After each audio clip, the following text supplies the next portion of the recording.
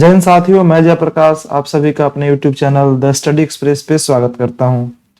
साथियों, आपको पता है कि हम इस चैनल पर मैथमेटिक्स की क्लासेस कर रहे हैं, जिसमें मैंने आपको एक क्लास यानी कि रेशियो पढ़ा चुका हूं। आज मैंने आपसे बोला था कि आज हमारी क्लास होगी जो कि परसेंटेज की क्लास होगी। तो आज शुरू करते हैं परसेंटेज। ये क्लास जो है वो एसएससी प्लस रेलवे और उसके बाद से DSSB इन सभी एग्जामों के लिए काफी हेल्पफुल होगा। चलिए देखते हैं कि हम इस परसेंटेज को कैसे डील करेंगे। देखिए, सबसे पहले बात करते हैं परसेंटेज की। तो परसेंटेज अगर देखा जाए तो दो वर्ड से मिलकर बना हुआ है, एक तो पर और दूसरा होता है सेंट। पर का मतलब होता है प्रति, हिंदी में बोलते हैं इसको प्रति, और सेंट का मतलब होता है 100, यानी कि प्रति 100 पे जो वैल्यू ली जाए, प्रति 100 पर जो वैल्यू ली जाए वो परसेंटेज कहलाती है। ठीक है, समझ पाए हैं? चलिए देखते हैं परसेंटेज के बारे में। तो आइए एक नया पेज ऐड करें। परसेंटेज का कुछ इस तरीके से साइन दिया जाता है। आप सभी जानते होंगे ये जीरो नहीं, पॉइंट है।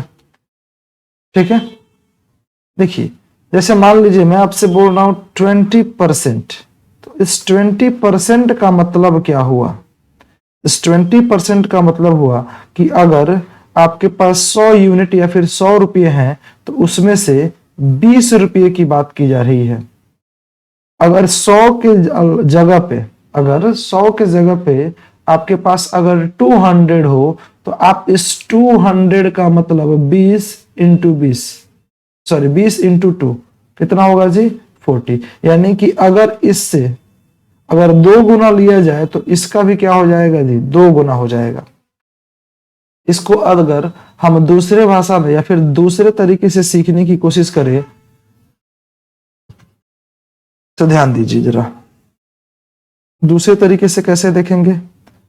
दूसरे तरीके से हम कह सकते हैं कि अगर 200 रुपये का 20% निकालना हो तो 20 से तो गुणा करेंगे, लेकिन परसेंटेज के इफेक्ट को खत्म करने के लिए 100 से डिवाइड कर देते हैं। आपको पता है ये डबल जीरो इस डबल जीरो को कैंसिल कर देगा और ये 2 इस 20 से मल्टीप्लाई हो जाएगा। ठीक है, अगर इस 200 को ध्यान में ना रखा जाए तो आप बताइए 20%, अगर इसको सिर्फ इस परसेंटेज को हटाने की बात की जाए तो आप याद रखिएगा परसेंटेज हटाने के लिए 100 से डिवाइड करते हैं और परसेंटेज लगाने के लिए 100 से मल्टीप्लाई करते हैं। अगर इस परसेंटेज को 20% को परसेंटेज हटाना हो तो आप जरा बताओ, ऊपर 20 रहेगा और इसको परसेंटेज हटाने के लिए क्या 100 से डिवाइड किया जाए? 100 से डिवाइड करते ही क्या बन गया? 1/5। और 1/5 क्या है जी? 1/5 एक फ्रैक्शन वैल्यू है। तो मैं कह सकता हूं या नहीं कह सकता कि परसेंटेज से फ्रैक्शन में आप आसानी से कन्वर्ट कर सकते हैं। परसेंटेज को फ्रैक्शन में कन्वर्ट करने के लिए आपको कुछ नहीं करना, बस 100 से डिवाइड कर देना है। तो कुछ ऐसी वैल्यूज होती हैं जो 100 से डिवाइड करने के बाद परसेंटेज का फ्रैक्शन बनाती हैं। अगर फ्रैक्शन आपको डायरेक्ट याद हो जाए तो ये क्वेश्चंस में बहुत ही ज्यादा हेल्पफुल होता है। अगर नहीं याद हो तो आप फिर उसे फ्रैक्शन में कन्वर्ट करेंगे और उसके बाद क्वेश्चन सॉल्व करेंगे तो थोड़ा सा समय लग सकता है। ध्यान दीजिए, अगर मैं आपसे बोलूं कि 1/5 इसको परसेंटेज में बदलिए, तो आप याद अभी किए होंगे कि जब परसेंटेज से फ्रैक्शन में जा रहे थे, किसी फ्रैक्शन में जा रहे थे तो 100 से क्या कर रहे थे? डिवाइड कर रहे थे। लेकिन वही परसेंटेज से फ्रैक्शन में ना जा करके आप फ्रैक्शन से परसेंटेज में जाएं, आप क्या करें जी? परसेंटेज से फ्रैक्शन में जाए तो 100 से डिवाइड। अगर वही फ्रैक्शन से परसेंटेज की तरफ जाए तो 100 से मल्टीप्लाई कर दिया जाता है। इस बात को आप याद रखिएगा, ठीक है। तो आप बताइए 1/5 को अगर परसेंटेज में कन्वर्ट करना हो तो क्या 1/5 इंटू 100 किया जाए, और इंटू 100 करेंगे तो ये 100 5 से कैंसिल आउट हो जाएगा 20 टाइम्स, और इसका मतलब क्या हुआ जी 20%। समझ पा रहे हैं। तो हम देखते हैं कि कुछ ऐसी वैल्यूज हैं जिनको आपको याद करना पड़ता है, जैसे कि मान लीजिए 1, तो 1 को आप क्या मानेंगे हमेशा 100%। उसी प्रकार अगर 1/2 हो तो आप क्या कहेंगे कि सर ये 50% होता है। अगर 1/3 हो तो ये 1/3% होता है। कुछ इस प्रकार से 1, 1/2, 1/3, 1/4, 1/5 इस तरीके से फ्रैक्शंस की वैल्यू निकालनी होगी और आपको याद रखना होगा ताकि एग्जाम में आप आसानी से कर पाए। तो चलिए उसी वैल्यू को मैं आप एक चार्ट द्वारा समझाने की कोशिश करता हूं आपको। देखिए जरा, यहां पे अगर बात किया जाए 1% की, तो 1% के बारे में मैंने आपसे बताया था, वो 1 की वैल्यू 100% के बराबर होती है। 1 की वैल्यू 100। तो आप जरा बताइए 1/2 कितना होगा 50%। 1/3 33 होल बाई 33 1/3% भी होता है, या फिर 33.33% भी होता है। 1/4 की बात की जाए तो 25%। 1/5 की बात की जाए तो 20%। 1/6 की बात की जाए तो 16 2/3%, या फिर 16.66% होता है। कहीं कहीं इसको 67 भी लिखते हैं, 16.67% भी कहीं कहीं लिखा हुआ मिलेगा। इसका भी मतलब यही होगा। क्लियर है। 1/7% की बात की जाए तो 1/7% का मतलब होता है 14 2/7%, यानी कि 14.28%। उसी प्रकार 1/8 12.5% को डिनोट करता है। 1/9 1/9%, या फिर 11.11% को डिनोट करेगा। आप 1/10 के बारे में याद रखिएगा 10%। 1/11 का मतलब होता है 1/11%, या फिर 9.09%। ध्यान दीजिएगा, इनमें कंफ्यूज नहीं होना। 1/9 का मतलब होता है 11.11%, और 1/11 का मतलब होता है 9.09। कभी कभी क्या होता है कि बच्चे इसमें कंफ्यूज हो जाते हैं। 9.99% को आप 1/11 मान लेते हैं, जबकि ये गलत है, इसको कंसीडर नहीं करना। आइए जरा 1/12% की बात की जाए तो 8 1/3%, या फिर 8.33% होता है। अगर 1/13 की बात की जाए तो 7 9/13%, या फिर 7.69%। उसी प्रकार 1/14 7.14, या फिर 7 1/7%। 1/15 1/16 17 18 19 20 21 लेकर के आपको 25 तक की कम से कम वैल्यू अगर आपको याद है, अगर 25 तक की वैल्यू आपको याद है तो आप आसानी से क्वेश्चन को सॉल्व कर पाएंगे। अदरवाइज आपको क्वेश्चन सॉल्व करने में थोड़ी सी मेहनत लगेगी। समझ पा रहे हैं। अब देखिए जरा, अगर यही परसेंटेज को और भी कन्वर्ट करना हो तो मान करके चलिए यहां पर आपको 12.5% की बात की जा रही है। देखना जरा, 12.5%, 12.5% का मतलब क्या होता है 1/8। अगर यही इसका 2 गुना कर दिया जाए तो क्या ये 25% होगा। जब इधर आपने 2 से मल्टीप्लाई किया तो क्या इधर भी आप 2 से क्या करेंगे मल्टीप्लाई करेंगे, तो क्या ये 2/8 इसका मतलब 1/4 हो रहा है। अरे एक ही बात है, समझ गए। अगर मैं इसको 3 से मल्टीप्लाई कर दूं, इंटू 3 कर दूं, तो बताइए क्या ये 37.5% होगा, और इधर क्या होगा, क्या ये 3/8 होगा। इस प्रकार से मल्टीप्लाई करके भी आप परसेंटेज को डील कर सकते हैं। आप जरा बताइए, अगर मैं बोल रहा हूं 25%, तो 25% की वैल्यू क्या 1/4 होती है। याद करेंगे 25% की वैल्यू 1/4। अगर आप इधर 10 से डिवाइड कर दे तो क्या इधर भी 10 से डिवाइड करना पड़ेगा? इधर 10 से डिवाइड करेंगे तो क्या 2.5% हुआ, और 2.5% का मतलब क्या जी, अब की बार 1/40 हो जाएगा। तो आपने क्या देखा कि जब परसेंटेज में मल्टीप्लाई कर रहे हैं तो फ्रैक्शन में भी मल्टीप्लाई किया जाएगा, जो परसेंटेज में डिवाइड कर रहे हैं तो फ्रैक्शन में भी डिवाइड, या फिर उल्टा कह सकते हैं कि जब फ्रैक्शन में मल्टीप्लाई किया जाए तो परसेंटेज में मल्टीप्लाई, और जब फ्रैक्शन में डिवाइड किया जाए तो परसेंटेज में भी डिवाइड करते हैं। आप इसे समझ पा रहे होंगे।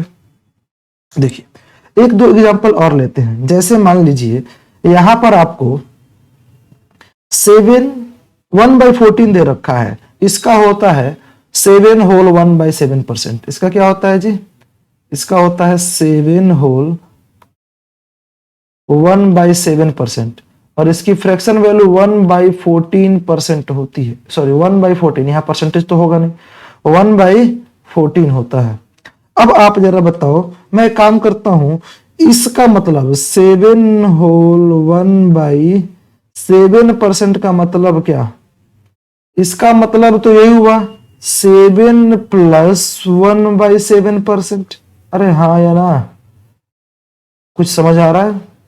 7 प्लस 1/7, तभी तो आप इसका फ्रैक्शन लेंगे तो 7 इंटू 7, देखिए जरा यहाँ पे फ्रैक्शन लेंगे तो ये 7 से इसका एलसीएम, फिर 7 से 7 मल्टीप्लाई होकर के 49, फिर प्लस में यहाँ 1, फिर 50/7, या फिर यहाँ भी करेंगे 50/7 ही आएगा। क्लियर है? चलिए अब आप जरा बताइए, अगर मैं यहाँ 3 से मल्टीप्लाई कर दूं तो आपको भी पता है यहाँ 3/14 हो जाएगा, क्योंकि जब एलएचएस में किया तो आरएचएस में भी होने हैं। लेकिन देखिए यहाँ 3 से मल्टीप्लाई होते ही ये तो 21, और यहाँ पे भी 3 से मल्टीप्लाई होगा तो 3/7% हो जाएगा, और इसकी वैल्यू क्या होगी 3/14। तो आप देखिए जरा, अगर मल्टीप्लाई करेंगे इधर परसेंटेज वाली वैल्यू में तो दोनों में मल्टीप्लाई करना पड़ेगा। ऐसा नहीं कि सिर्फ 7 में मल्टीप्लाई करके छोड़ दिया जाए, सिर्फ 7 में मल्टीप्लाई करने से काम नहीं चलेगा, आपको मल्टीप्लाई दोनों में करना पड़ेगा, यानी 7 और इसके साथ जो फ्रैक्शन वैल्यू इसके साथ इंक्लूड है उसमें भी मल्टीप्लाई करना पड़ेगा। आशा करता हूं आप इसे समझ पाए होंगे। तो चलिए अब आपको मैं छोटे छोटे क्वेश्चंस के माध्यम से सॉल्व इसे और अच्छे तरीके से समझाने की कोशिश करूंगा। जैसे मान लीजिए मैं बोलूं कि आप जरा बता दीजिए ये जो 60 है, ये जो 60 है 100 का कितना परसेंट होगा। तो जिसका पूछा जाए उसको आप नीचे रखेंगे, 100 का पूछा गया, और जिससे पूछा गया उससे, जिससे पूछा गया सॉरी 100 का जिसका पूछा जाएगा उससे नीचे, और जिससे पूछा जाए जिसको पूछा जाए उसको ऊपर। और परसेंटेज में कन्वर्ट करने के लिए क्या करेंगे जी आप, परसेंटेज में कन्वर्ट करने के लिए बोलिए जरा, एक मिनट।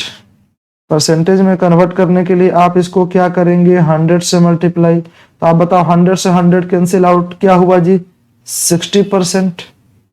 बात समझ गए? अब जरा बताइए ये 60 भी एक ही प्रकार का यूनिट थे और ये 100 भी एक ही प्रकार का यूनिट था।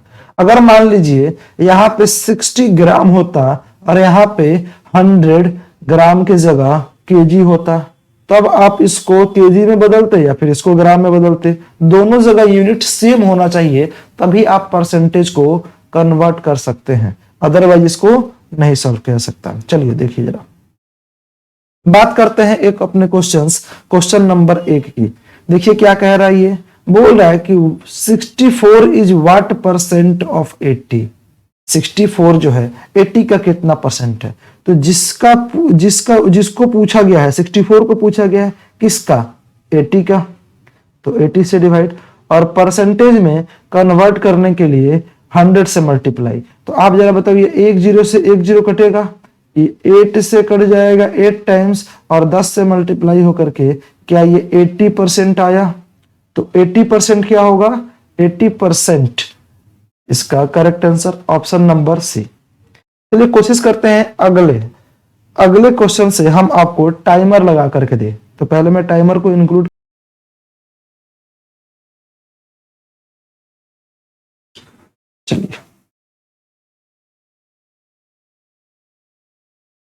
चलिए टाइमर इंसर्ट हो चुका है। देखते हैं अपने नेक्स्ट क्वेश्चन को। नेक्स्ट क्वेश्चन के लिए मैं आपको 30 सेकेंड का टाइम देता हूं, इसको आप जरा सॉल्व करके देखेंगे। चलिए कोशिश कीजिए जरा। 30 सेकंड तो इस क्वेश्चन के लिए ज्यादा हो जाएगा, एक काम करते हैं 20 सेकंड में इसको सॉल्व करते हैं। चलिए 20 सेकंड हो चुका है। देखिए अब मैं आपको सॉल्व कराने की कोशिश करता हूं। इसमें लिखा गया है कि 6 inch is what percent of 2 feet. यहां पे इंच दे रखा है और यहां पे क्या दे रखा है जी, फीट। तो सबसे बड़ी बात कि आप इस फीट को क्या करेंगे, इंच में कन्वर्ट करेंगे। तो 6 फीट तो ऊपर आएगा ही आएगा, साथ में ये जो 2 फीट दिखाई दे रहा है, तो आप सभी को पता है कि 2 फीट में 24 इंचेस होंगे। तो क्या ये अपॉन में 24 होगा, और परसेंटेज में कन्वर्ट करने के लिए इनटू में 100 किया जाए। तो अब बताइए 6 से ये कट जाएगा 4 टाइम्स, और 4 से ये कट जाएगा 25%। तो ऑप्शन नंबर बी इसका सही जवाब होगा। ऑप्शन नंबर बी इसका करेक्ट आंसर 25%। चलिए अपने नेक्स्ट क्वेश्चन पे चलते हैं। इसके लिए भी आपको मैं 20 सेकंड का समय दूंगा। चलिए आप सॉल्व करेंगे जरा 20 सेकंड में। टाइमर स्टार्ट हो चुका है।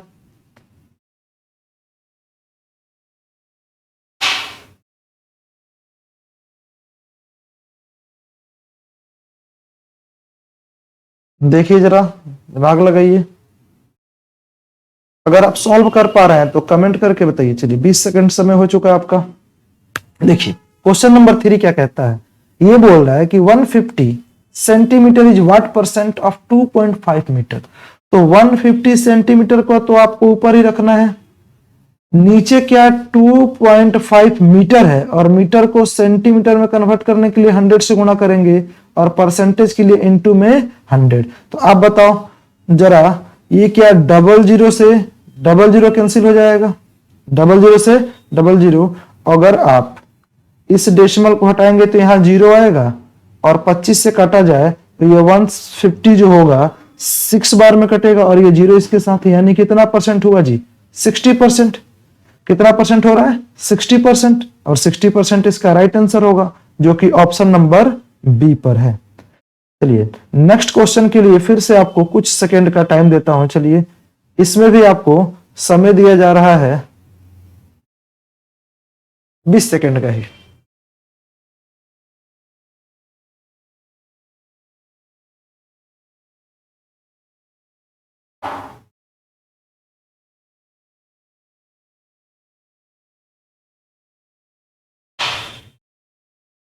चलिए आपका समय समाप्त हो गया। आशा करता है आप इसे सॉल्व कर लिए होंगे।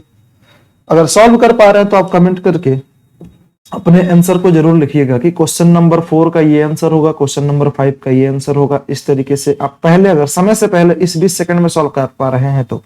वैसे एग्जाम में क्वेश्चन के लिए लगभग 30 सेकंड तो मिलता ही मिलता है, कम से कम देखा जाए तो 36 सेकंड मिलता है, लेकिन मैं 20 सेकंड इसलिए दे रहा हूं ताकि यहाँ पे क्वेश्चंस बहुत इजी लेवल के हैं, इसमें कुछ जान नहीं है।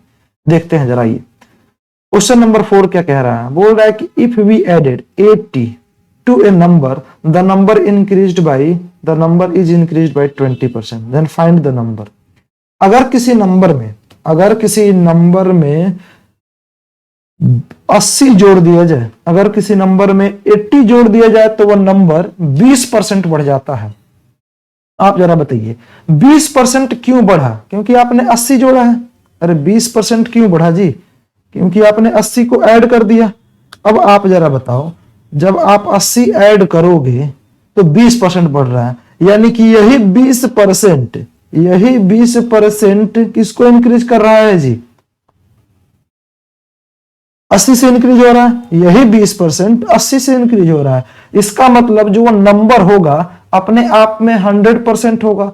तो आप जरा बताइए, जब 20% की वैल्यू 80 हो गई तो क्या 1% की वैल्यू 80/20 होगा? अरे हाँ या ना, समझ पाए? तो आप बताइए 1% की वैल्यू क्या 4 आ गया। अब आपसे पूछा गया था कि वो नंबर बताइए, तो कोई भी नंबर अपने आप में 100% होता है। तो जब 1% की वैल्यू 40 तो 100%, 1% की वैल्यू 4 तो 100% की वैल्यू क्या 400।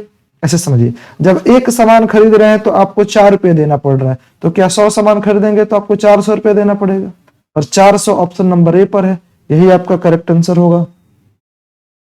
समझ पाए हैं? चलिए अगले क्वेश्चन पे देखते हैं। नेक्स्ट क्वेश्चन हमारा क्या है, क्वेश्चन नंबर 5। इसके लिए भी मैं आपको, चलिए मैं 25 सेकंड देता हूं क्वेश्चन सॉल्व करने के लिए। आपको 25 सेकंड दिया जा रहा है, आप इसे सॉल्व करेंगे।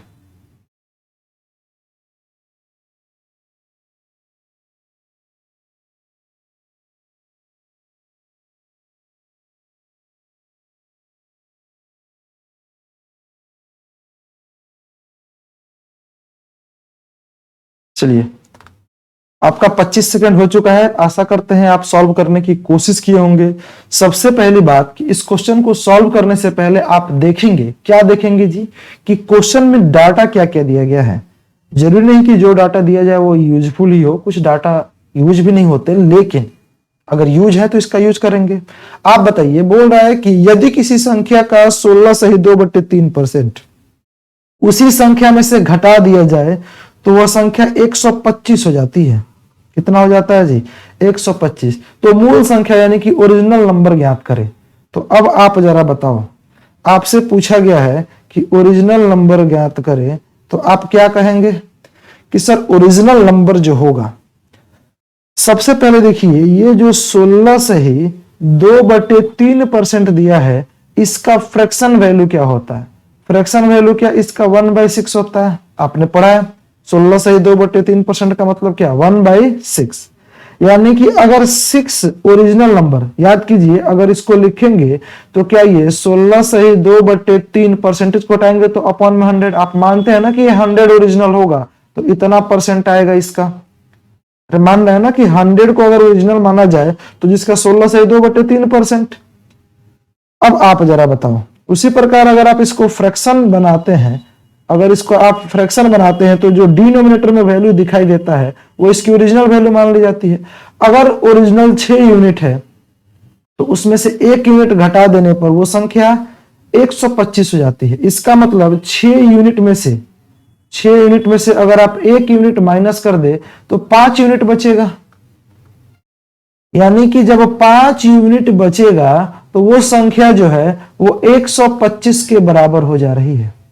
ये 5 यूनिट किसके बराबर है जी, 125। तो आप जरा बताइए 1 यूनिट की वैल्यू क्या होगी। क्या 1 यूनिट की वैल्यू 25 आ गई, क्योंकि 5 सामान खरीदने गए तो 125। तो एक सामान कैसे पता चला, 125 से मैंने डिवाइड कर दिया 5 से। 125 में 5 से डिवाइड करते क्या आ गया, 25। पूछा गया था मूल संख्या क्या होगा। मूल संख्या कैसे निकालेंगे, ओरिजिनल नंबर। ओरिजिनल नंबर निकालने के लिए आपको क्या करना होगा, इस नंबर में 6 नंबर जो है वही ओरिजिनल कहलाएगा। तो बताइए एक नंबर, 1 यूनिट की वैल्यू 25 आ गई, तो ओरिजिनल क्या 6 यूनिट है। तो 6 यूनिट की वैल्यू क्या। आप बताइए एक सामान जब आप 25 रुपए में खरीद करके ला रहे हैं तो 6 सामान कितने में लाएंगे, जाहिर सी बात है 150। ये कहां से आ रहा है जी, देख लीजिए ये कहां से आ रहा है, 25 × 6 कितना आएगा जी, 150। और 150 कौन से ऑप्शन पे है, ऑप्शन नंबर ए। आशा करते हैं आप इसे कंप्लीटली अच्छे तरीके से समझ पा रहे होंगे। अगर आपको समझ आ रहा है तो प्लीज इस वीडियो को जितना ज्यादा हो सके अपने दोस्तों के बीच शेयर करें, और अब ज्यादा से ज्यादा इस चैनल को सब्सक्राइब करने और करवाने की कोशिश करें। चलिए चलते हैं अपने नेक्स्ट क्वेश्चन पे। नेक्स्ट क्वेश्चन के लिए आपको मैं फिर से 30 सेकंड देता हूं। अब की बार आपके लिए 30 सेकंड दिया गया है। इस 30 सेकंड में आप क्या करेंगे, इस क्वेश्चन को सॉल्व करने की कोशिश करेंगे। अगर आप 30 सेकंड के अंदर इसे सॉल्व कर पा रहे हैं तो बहुत अच्छी बात है, आपकी तैयारी बहुत अच्छे से चल रही है। चलिए शुरू हो जाइए और इसे सॉल्व कीजिए। 15 सेकंड हो चुका है, देखते हैं, आ जाइए।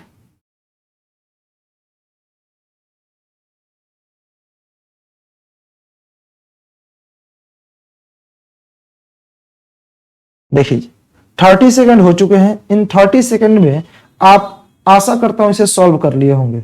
अब मैं कराने की कोशिश करता हूं, इसको मैं कराऊं।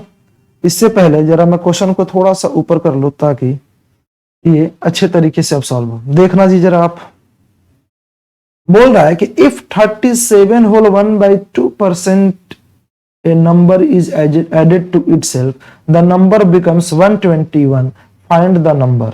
यानी कि यदि एक संख्या में 37.5% जोड़ दिया जाए तो वह संख्या 180 हो जाती है।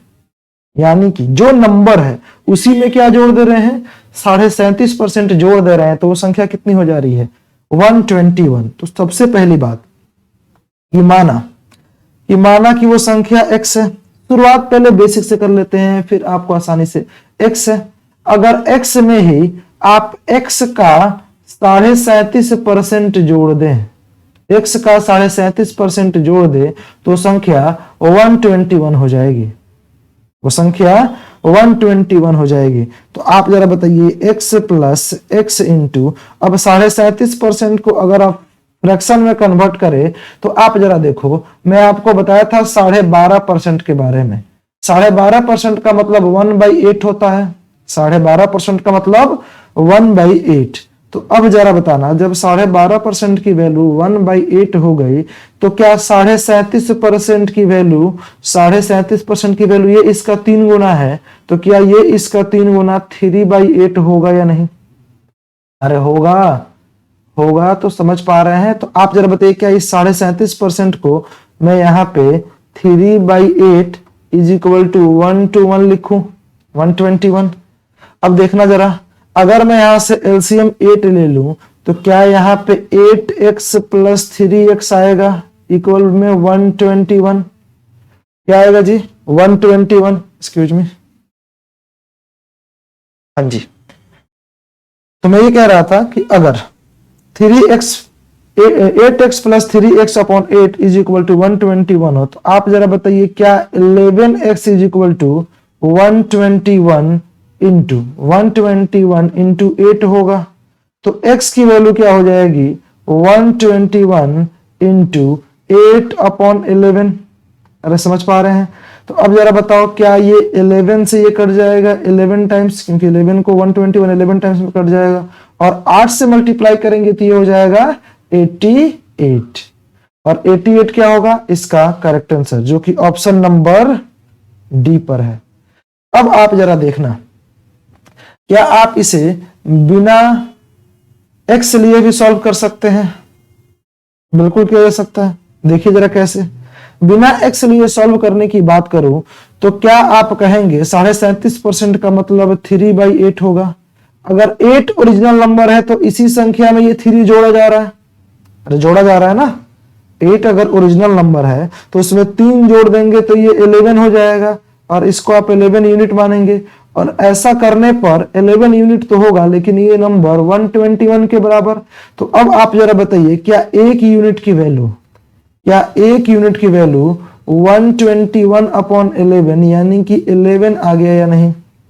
अब आपसे मैं पूछूं कि 8 यूनिट की वैल्यू बताइए, 8 यूनिट की वैल्यू बताइए, तो आप कहेंगे जब 1 की वैल्यू 11 तो 8 की वैल्यू 11 गुणे 8 88। बस हो गया क्वेश्चन, इतना सा क्वेश्चन था। अगर x लेकर के मानेंगे तो लंबा हो जाएगा, समझ पा रहे हैं? चलिए फिर नेक्स्ट क्वेश्चन पे चलते हैं जी। देखिए जरा, नेक्स्ट क्वेश्चन के लिए फिर से आपको टाइम दिया जाता है 30 सेकंड का, सॉल्व कीजिए जरा, ये अच्छा क्वेश्चन है। 30 सेकंड का समय, आप इसे सॉल्व करने की कोशिश करेंगे।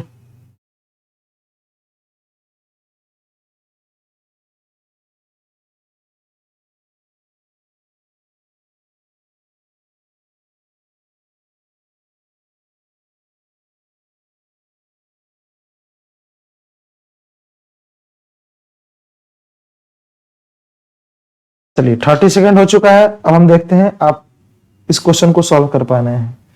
देखिए जरा, सबसे पहली बात आपको थोड़ा सा समझना होगा, और क्या समझना है, क्वेश्चन को थोड़ा सा ऊपर करते हैं। देखिए क्या समझना है, अगर मैं आपसे बोलूं कि यहां पे है प्राइस, यहां पे क्या है, प्राइस, तो जाहिर सी बात है आप कुछ ना कुछ कंज्यूम करेंगे, अगर प्राइस किस रेट पर आप खरीद के ला रहे हैं और कितना कंज्यूम कर रहे हैं, अगर दोनों को मल्टीप्लाई कर दिया जाए तो क्या आप टोटल एक्सपेंडिचर बता पाएंगे?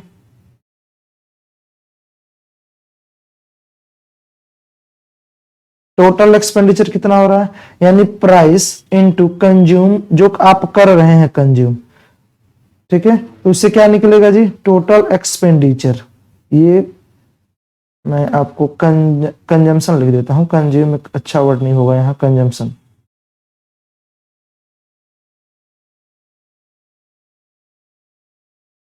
प्राइस इंटू कंजम्पशन क्या कहलाएगा जी?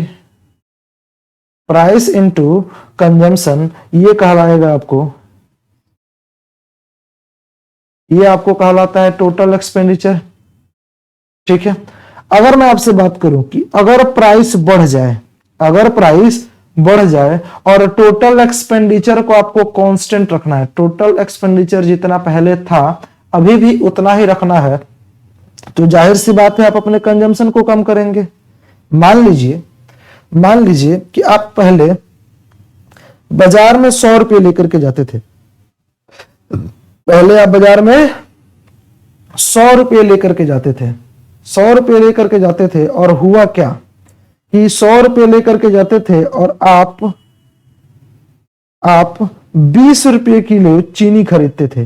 तो आप जरा बताइए, 100 रुपये लेकर के जाए गए और 20 रुपये किलो चीनी खरीदा, तो आप क्या 5 केजी चीनी खरीदेंगे?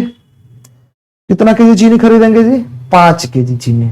देखिए जरा, 5 केजी चीनी खरीदा कब? जब प्राइस 20 रुपये किलो था तब। अब हुआ क्या, अगली बार भी 100 रुपये ही बाजार लेकर के गए, लेकिन चीनी की कीमत बढ़ करके अब 25 रुपये किलो हो चुकी है। कितने रुपए किलो हो चुकी है? 25 रुपये। तो आप बताइए 100 रुपये में क्या आपको 5 केजी देगा? नहीं। अब कितना देगा? अब वो आपको 4 केजी चीनी देगा। कितना चीनी? 4 केजी चीनी देगा। तो पहले 5 केजी लाते थे, अब 4 केजी। ऐसा क्यों हुआ? क्योंकि अब प्राइस का जो ये है, चीनी का जो प्राइस है वो 25 रुपये केजी हो चुका है। देखना जरा, 25 रुपये केजी क्यों हुआ? ऐसी बात है, महंगाई बढ़ी होगी। लेकिन आपने क्या देखा कि पहले भी 100 रुपये लेकर के जाते थे, अब भी 100 रुपये लेकर के जाते थे, गए हैं। तो आपने क्या कंजम्पशन में किसी भी प्रकार की इंक्रीज या फिर डिक्रीज करी? नहीं। आपने क्या किया जी? सॉरी, एक्सपेंडिचर में इंक्रीज या डिक्रीज करी? नहीं। आपने क्या किया? सिर्फ कंजम्पशन को अपना कम कर दिया। देखिए जरा, प्राइस बढ़ रहा है, प्राइस 20 से क्या हो गया 25, तो जाहिर सी बात है जो आप 5 केजी खरीदते थे वो आप क्या खरीदेंगे? 4 केजी। अगर इसी बात को मैं थोड़ा सा और दूसरे तरीके से लिखने की कोशिश करूं तो ध्यान दीजिए जरा। अब जरा बताइए, इस सिर्फ प्राइस पे ध्यान दीजिएगा। ये प्राइस पहले 20 रुपये था, तो अब 25 रुपये। अगर इसका रेशियो बनाया जाए तो 5 से कटेगा ये 4 और ये कटेगा 5 से 5 बार में। तो आप बताइए, पहले अगर 4 रुपये पर केजी था तो अब 5 रुपये होगा। तो यहाँ कंजम्पशन क्या देख रहे हैं कि ये वाली वैल्यू उल्टा हो चुका है, रिवर्स हो चुका है, रेसिप्रोकल हो चुका है। तो आप जरा बताओ, इसकी वैल्यू क्या 5 यूनिट कंजम्पशन, अब 4 यूनिट। अब देखिए तो जरा, 4 रुपये केजी था तो 5 केजी खरीदेंगे तो 20 रुपये खर्च, 5 रुपये केजी तो 4 केजी खरीदेंगे तब भी 20 रुपये खर्च। देखिए, टोटल एक्सपेंडिचर में कोई फर्क पड़ रहा है? बिल्कुल नहीं पड़ रहा। तो आप कह सकते हैं, नहीं कह सकते कि जब कभी भी प्राइस जिस रेशियो में इंक्रीज होगा उसके रिवर्स रेशियो में क्या डिक्रीज होगा जी? कंजम्पशन। समझ पाए हैं? तो आइए जरा मैं इस क्वेश्चन को सॉल्व कराता हूं। देखिए क्वेश्चन पढ़ लेते हैं। इसमें लिखा है, क्वेश्चन क्या लिखा है जी? इसमें लिखा गया है क्वेश्चन कि चीनी के भाव में यदि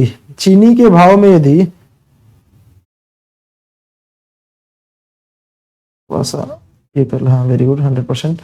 चीनी के भाव में यदि 25% बढ़ा दिया जाए तो व्यक्ति अपने चीनी के प्रयोग में कितना % की कमी करे कि पहले जो खर्च करता था अभी भी उसका एक्सपेंडिचर क्या हो? सेम हो।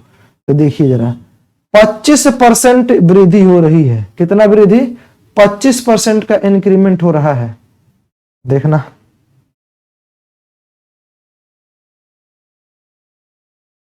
अब आप जरा 25% का मतलब क्या? 1/4 होता है। यानी कि पहले अगर वो 4 रुपये, देखिए यहां मैं क्या लिखूंगा? प्राइस, यहां लिखूंगा कंजम्पशन और यहां पे होगा टोटल एक्सपेंडिचर, इक्वल में ये मल्टीप्लाई होकर के, ये यहाँ पे CUN सिर्फ शॉर्ट फॉर्म में लिख दे रहा हूं। मतलब पहले अगर प्राइस 4 यूनिट है तो अब बढ़ करके क्या 5 यूनिट होगा? जाहिर सी बात है, 4 से बढ़ गया कितना जी? 1।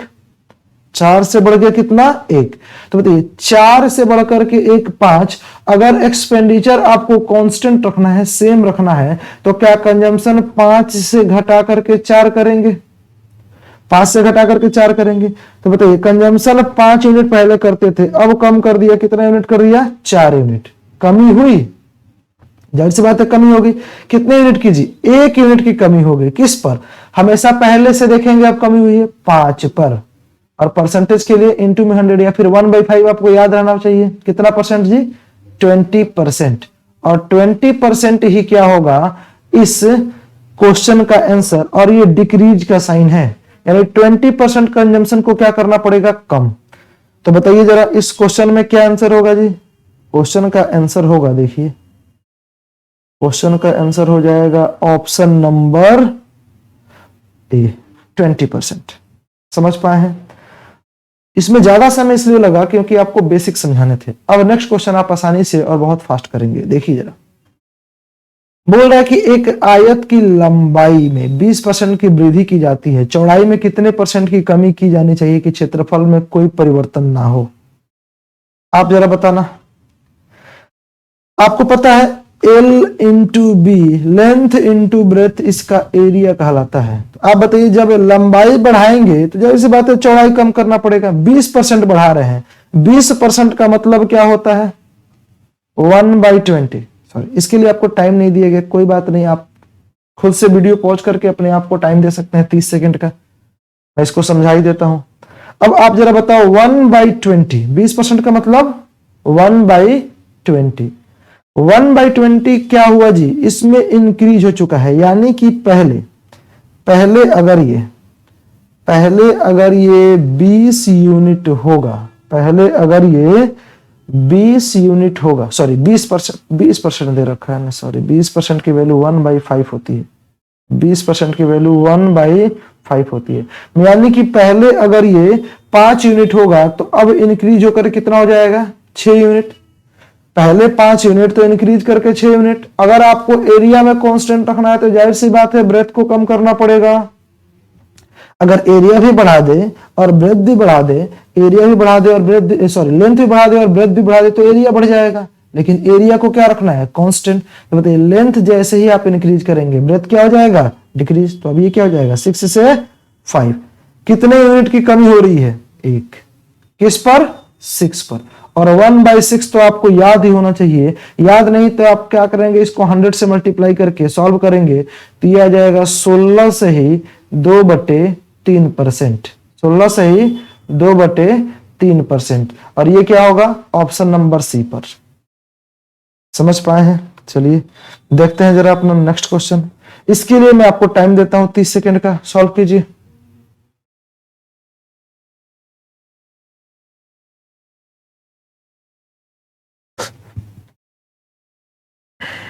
सॉल्व कीजिए, बैठे मत रहिए, बैठने से काम नहीं चलेगा। सॉल्व करेंगे तो आपको खुद ब खुद समझ आएगा कि कहां दिक्कत है, इसमें कहां आप इसमें चूक कर रहे हैं।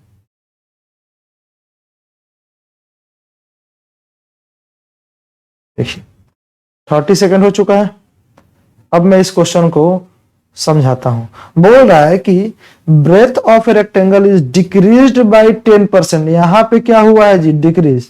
Bye what percent its length should be increase? इसके लेंथ को कितने % इंक्रीज किया जाए ताकि there is no change in its area? आप बताइए L into B. L into B क्या होता है जी? एरिया। अगर इसके एरिया को कांस्टेंट रखना है, किसी भी प्रकार की इंक्रीज नहीं करनी है, लेकिन साथ में बोला है कि इसके ब्रेथ को 10% की कमी कर दी जाए, तो ब्रेथ 10% का मतलब क्या है? 1/10 होगा। और डिक्रीज करना है, अगर पहले 10 था तो अब की बार 1 कम करेंगे। पहले ज्यादा करते तो अब 1 कम करेंगे तो क्या ये 9 होगा? अब आप बताओ क्या लेंथ को 9 से 10 करना पड़ेगा? ये तो 10 लिख दिया मैंने। क्या इसको 9 से 10 करना पड़ेगा? देखना जरा, तभी तो मल्टीप्लाई करोगे तो ये भी 90, ये भी 90। कब? जब एरिया को कांस्टेंट किया जाए, इसलिए हम इसको क्या करते हैं? इसको रेसिप्रोकल कर दिया जाता है। अब आप जरा बताओ, ये 9 से हो गया क्या? 10। कमी हुई है?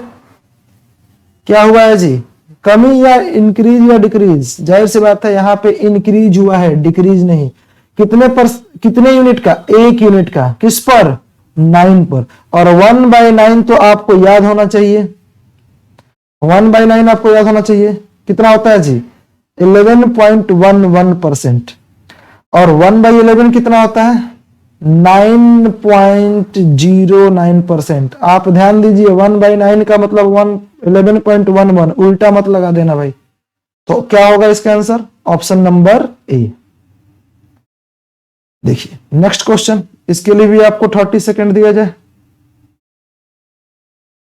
30 सेकंड देते हैं। चलिए क्वेश्चन को सॉल्व करने की कोशिश करेंगे। थोड़ा सा क्वेश्चन अगर आपको छोटा दिखाई दे रहा है तो मैं इसको जूम कर देता हूं। लीजिए सॉल्व कीजिए। सॉरी, इसमें 30 सेकंड का टाइमर लगा ही नहीं। ये 30 सेकंड रहा, अब 25 सेकंड नहीं मिलेगा क्योंकि 5 सेकंड पहले हो चुका था।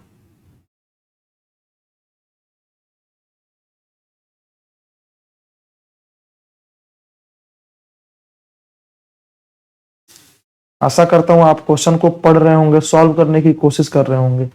सिर्फ लेट करके वीडियो देखने से आपको मैथ नहीं आ पाएगा, आपको इसके लिए खुद प्रैक्टिस करने होंगे। तो ये हो चुका है आपका 25 सेकंड, टाइमर खत्म हो चुका है। आइए जरा इसको समझने की कोशिश करते हैं।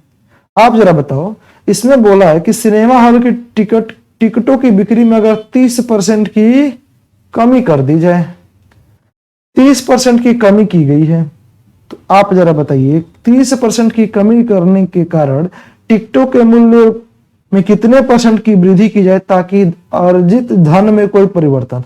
आप बताइए टिकट की जो प्राइस होगी और जितने नंबर ऑफ टिकट्स सेल किए जाएंगे, नंबर ऑफ टिकट्स सेल किए जाएंगे, उनसे मल्टीप्लाई करके टोटल उसकी अर्निंग निकाली जा सकती है। अरे हाँ या ना? टोटल उसकी अर्निंग निकाली जा सकती है, निकाली जा सकती है। तो अब आप जरा बताओ, प्राइस में 30% की कमी, 30% का मतलब क्या होता है? 3/10। अरे 10% का मतलब 1/10 होता है, तो 30% का मतलब 3/10 होगा। प्राइस में कमी किया गया, इसका मतलब पहले अगर 10 यूनिट रहा होगा तो 3 कम करके अब 7 कर देंगे। बताइए अगर अर्निंग को कांस्टेंट रखना है, अर्निंग में कोई परिवर्तन नहीं करना, तो क्या ये इसका रेसिप्रोकल 7 से 10 होगा? अब बताओ कितना इंक्रीज कर रहे हैं? 3। कितना इंक्रीज कर रहे हैं? 3 इंक्रीज कर रहे हैं। किस पर जी? 7 पर। तो आपने देखा होगा कि इसको क्या मैं 3 इंटू, इसको क्या मैं, इस वैल्यू को क्या मैं 3 इंटू 1/7 लिख सकता हूं। और 1/7 तो आप सभी को पता है क्या होता है। 1/7 आप सभी को पता है क्या होता है। आप कहेंगे 1/7 की जो परसेंटेज वैल्यू होती है वो होती है 14 2/7%। अब आप जरा बताओ, तो अब 3 इसके साथ मल्टीपल में, तो इसको 3 से मल्टीप्लाई कर लो, क्या हो जाएगा जी? 14 3 42, 6/7%, जो कि ऑप्शन नंबर ए पर है। समझ पाए हैं? चलिए नेक्स्ट क्वेश्चन पे चलते हैं, और नेक्स्ट क्वेश्चन पे चल करके आपको मैं फिर से इसके लिए अब की बार 30 सेकंड का एग्जैक्ट समय देता हूं। ठीक है, सॉल्व करने की कोशिश करेंगे। देखिए जरा,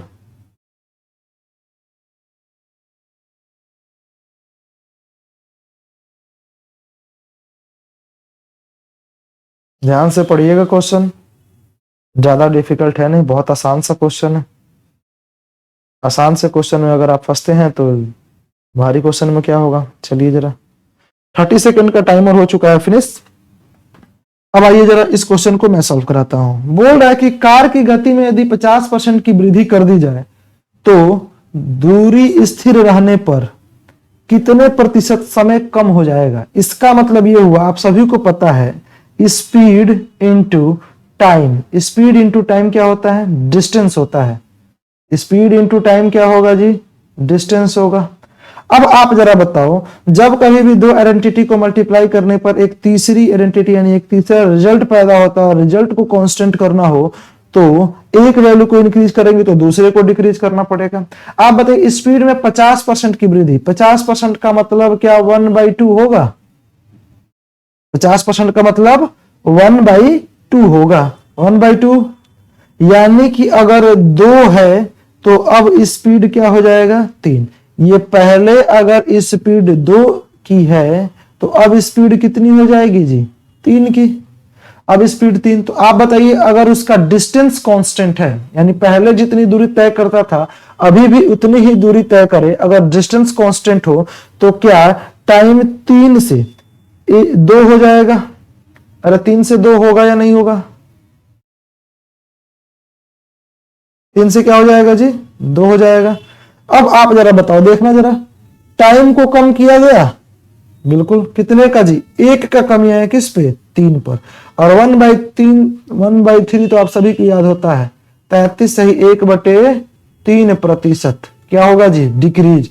ध्यान दीजिएगा, यहां डिक्रीज हो रहा है तो ये भी डिक्रीज आएगा, यहां इंक्रीज हो रहा है तो ये भी इंक्रीज आएगा। भले ही क्वेश्चन में डिक्रीज इंक्रीज लिखे नहीं, कभी कभी ये कह सकता है कि यहाँ पे समय कम हो जाएगा की जगह कितने प्रतिशत समय में परिवर्तन होगा। अगर परिवर्तन की भी बात करें तो उस समय आपको क्वेश्चन में इंक्रीज और डिक्रीज लिख करके मिलेगा। इस क्वेश्चन में कमी बोल दिया गया था, इसलिए यहां ऑप्शन नंबर डी हमारा सही आंसर होगा। चलिए अगले सेगमेंट पे चलते हैं। हाँ जी, तो हमारा ये जो क्लास यही समाप्त होता है। मिलते हैं अपने नेक्स्ट क्लास में, उसमें मैं परसेंटेज के ही इसके बाद के पॉइंट को डिस्कस करूंगा। परसेंटेज पूरे डीप में बेहतरीन तरीके से अच्छे से डील करेंगे। तो नेक्स्ट क्लास में हम देखेंगे कि इसी फ्रैक्शन वाले क्वेश्चंस को आगे अगर दो आइडेंटिटी में चेंज कर दिया जाए या फिर सक्सेसिव इंक्रीज सक्सेसिव डिक्रीज, इसको हम डील करेंगे। तो मिलते हैं अगले क्लास में, तब तक के लिए bye bye. Thank you for the watching the video. और हाँ, अंत में यही कहना चाहूंगा, अगर आपको सचमुच ये सेशन पसंद आ रहा है तो कृपया अपने दोस्तों के बीच से ज्यादा शेयर करें। मिलते हैं नेक्स्ट क्लास में। Thank you.